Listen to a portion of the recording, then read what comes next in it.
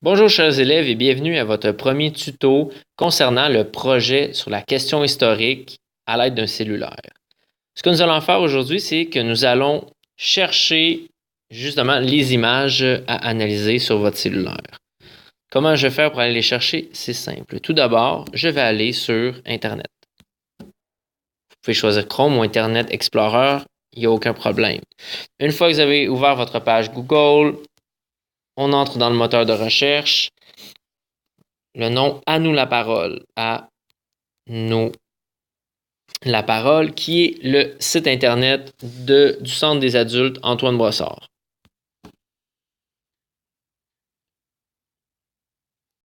Donc, une fois que la page est ouverte, vous pouvez accéder à la page en cliquant sur l'onglet À nous la parole, mais nous, on va aller directement aux ressources parce que les images sont dans les ressources. Donc, cliquons sur Ressources.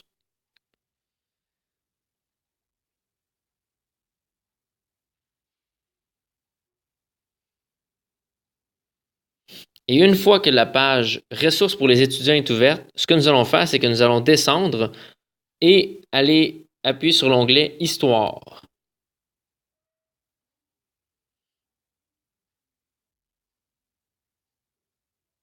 Une fois que les ressources en histoire, donc la page web, est finalement ouverte, vous pouvez voir, il y a les présentations PowerPoint, donc les PowerPoint que nous voyons en classe, mais il y a aussi des liens Internet, donc pour chercher des images, pour chercher des informations. Donc, ce serait très utile de les utiliser lors de votre application du LaTeX sur votre document. Mais nous, ce qu'on veut ouvrir, c'est Projet document Deuxième Guerre mondiale. Donc, nous allons appuyer dessus.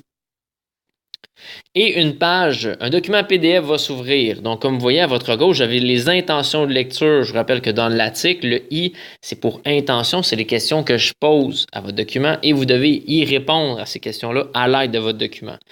Comment je fais pour importer une image ou la télécharger sur mon appareil? Je vais aller cliquer sur le lien Internet qui va mener à l'image. Donc, en cliquant sur le lien Internet, on va me demander d'exécuter l'action avec Explorer ou Google Chrome.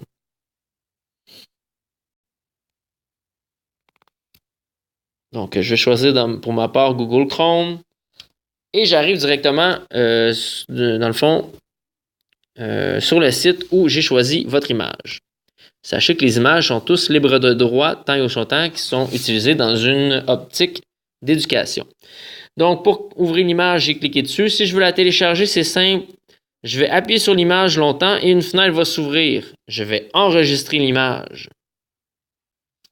Une fois que le téléchargement et que le fichier a bien été téléchargé, je peux sortir d'Internet. Une fois que je suis sorti d'Internet, je vais aller ouvrir l'application ThingLink. Et une fois l'application ouverte, je vais importer l'image. Donc, vous avez l'onglet qui est en haut à votre droite, un petit plus avec une image. Je clique sur cet onglet, je vais dans ma galerie et vous voyez, j'ai un nouveau document qui est apparu.